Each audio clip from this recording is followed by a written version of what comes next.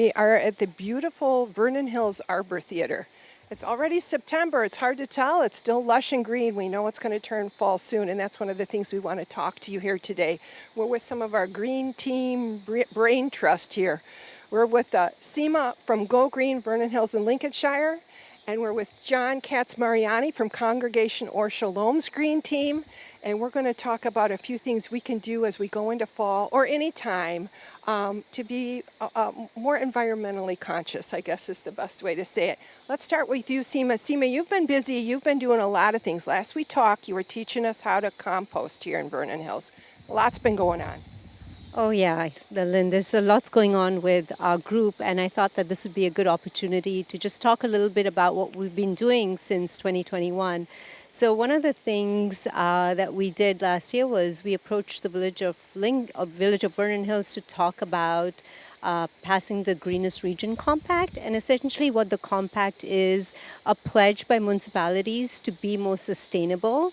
So it gives them these 49 high-level sustainability goals in with regards to climate, energy, water, waste, etc. So for example, one of the goals is how do we advance renewable energy within our community? And one of the strategies in the Greenest Region Compact is to partner with others to bring community solar into the community. And these are for residents that are not able to put solar panels in their roof. So we were very delighted when we approached the village and the board. They agreed, and they unanimously agreed to sign on to the resolution. So this was one of the big achievements that we had earlier this year. And on another note, where waste is concerned, we worked with Congressman Brad Schneider last year. We met with him several times, John, myself, and others from Go Green, to ask him to co-sponsor the Break Free from Plastic Pollution Act. Now, this is a federal bill related to plastics. It's a very comprehensive bill, and some of the things that it does, one is it bans the problematic single-use plastics. So, for example, like plastic forks, spoons, straws, stirrers that cannot be recycled. It also bans single-use plastic bags, which is a big litter problem in all communities. It chokes our animals in the oceans, our wildlife. It also puts the responsibility of plastic waste on the producers, so for them to manage and finance the recycling as well as the waste collection. So we did get Congressman Schneider to co-sponsor that bill. That was a great achievement. And one of the things that we're working right now on is that we're getting all of the schools in the Lincolnshire school districts to start commercial composting. We kicked off 2 schools this week. And we're estimating that in a year we would be able to divert about 60,000 pounds of food waste away from the landfill. And that's just from lunches and that stuff that was just going to get thrown away. Yes, absolutely. And what happens is all of that food is taken to a commercial composting facility. It gets composted, and then it's applied in our communities around the area. So that's another big achievement we have. And we've also been able to bring the same food waste residential diversion program that we have here in Vernon Hills to the Lincolnshire community as well. So today, I think we're here so that John can talk to us more about how do we manage our lawns now that we'll have a lot of leaf cover with the fall coming on. So I'm excited to hear about what he has to say. Yeah, John is going to be our leaf guy. So John, you're part of Congregation Or Shalom's Green Team, so I know that you're committed to the environment just as you're committed to just the spirituality of your whole congregation. So that was part of how you pulled in here. But one of the things you told me about is it's getting to be that time of year where we hear the small gas engines all the time, and that you wanted to give us a warning about and give us some alternatives. Right. Okay. So gas-powered leaf blowers are very polluting to the environment. They pollute the air, and they produce a lot of noise pollution. There are a number of communities in the area that are working to reduce the use and phase them out, and reduce the damage to our environment by gas-powered leaf blowers. Well, so when we talk about, you want to phase that out, and because they are noisy, they're polluting, What are our alternatives when it comes, especially as the leaves start falling off? We're starting to put our garden beds to rest for winter. What should we be doing? What is one of the things we can do? Well, one of the things we can do is use battery-powered electric leaf blowers. They don't produce as much decibels as the gas-powered leaf blowers. They don't use fossil fuels when in direct use. So they're much safer for the operator of the machine, and they're much less polluting. They're a rapidly improving technology. And so battery-powered electric leaf blowers are a good alternative, but they're not the best alternative because they're still blowing at a high rate, and they're blowing things up off the lawn like lawn chemicals and uh, and other substances which are unpalatable. And so there are other options that we can do besides using leaf blowers at all. And what would those be? Okay, the first thing that comes to mind is mulch mowing. So mowing our lawns, our leaves into our lawn. Okay. You can do that for part of your lawn, not the whole thing, but some people have large properties and a lot of deciduous trees. And so mowing the leaves into the lawn, if you have a mulch setting on your lawnmower, that's great. You don't have to have that. You can just mow over them a couple of times. You get a lot of shredded leaves that way, and they decompose and release nutrients into the soil. And so you're feeding your lawn for free using this wonderful natural resource that we get in the fall, which is leaves that fall off the trees and shrubs. And so mulch mowing part of your lawn is one option. Another option is raking, but you might be surprised to hear that I'm not going to suggest that you rake your whole yard and bag everything up and put it by the curb. First of all, that's backbreaking work, and it's not necessary.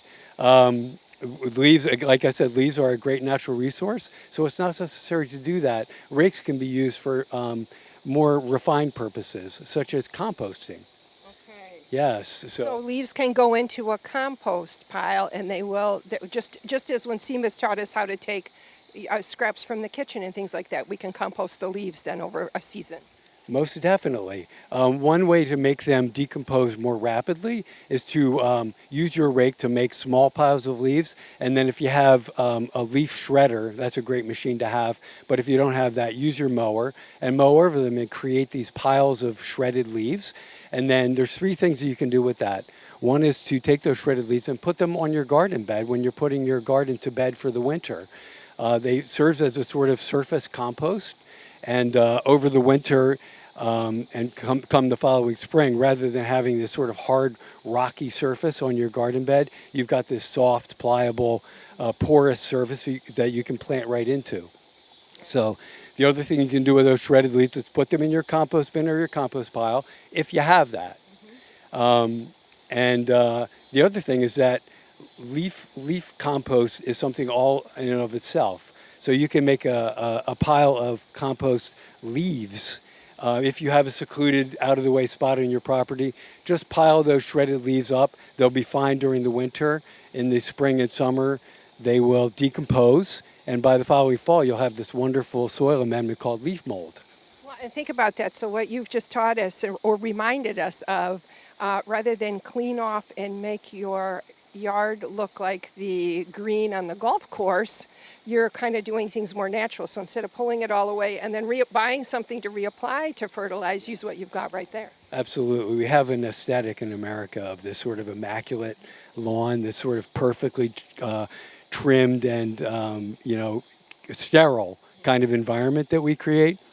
And that's unfortunate because then we're undermining the natural effect that or the different kind of leaf management will produce. I wanted to say that the other thing that you can do with your leaves is leave them under your trees and under your shrubs. And so there's two reasons to do that. One is that leaves make a wonderful mulch. They moderate soil temperature and moisture, and they decompose and release nutrients into the soil. So you're just mimicking the natural cycle that leaves and trees already do. The other reason is biodiversity. So leaf litter is habitat for myriads of insects and other wildlife. So think like bees and ladybugs and caterpillars, right? Butterflies and moths, other bugs like spiders and earthworms, and also an insect that I think we all can relate to, and that's the firefly. Okay. So I don't know about you, but when I was a kid, I went outside and during a summer's evening, and the yard was glittering with fireflies. And nowadays, not so much. And that really has to do with this immaculate aesthetic that we have, that we really need to challenge and go for that more natural aesthetic where we're using our leaves as a natural resource and we're providing habitat for biodiversity. When you think about all these things that we're talking about here today, we're coming back to nature. We're using what we have and reusing everything. And it goes into everything, for instance, here at the Arbor Theater, there's pollinator gardens and there's natural plants that don't require extra water or extra care or extra fertilizer. They just grow because they're meant to be here. And so is that kind of what Go Green from Or Shalom, you're just trying to get us to think of all of these things? Yes, at Or Shalom, we have a native plant garden. And we do that to attract pollinators to our vegetable gardens and also to promote biodiversity. So yes, I recommend, there's a sort of native plant movement in America. It's really growing. And this idea of leaving your leaves is also a movement that's growing. And so you can make that natural look even more than just leaving the leaves, but also incorporating native plants into your property. So it's like step by step. You've given us some things that we need to do. And I know in talking with you, like Seema, you'll say, start small. Start with something little. Pick one thing and compost it. You're saying the same thing. Pick something and start and move in that direction. So there's a lot of things to think about. I know you all have information. These guys are experts, like I said. They're our Green Team Brain Trust. You can go to the Village of Vernon Hills website. There's actually a Go Green webpage of resources where it connects you to SEMA's Facebook group. It can connect you to the congregation or Shalom. And you can learn more from all these experts we have right here in our midst. So thank you for taking the time. So we just want to remember when we're going into fall, think of a new way. This might be the fall to do it. So thanks for taking the time.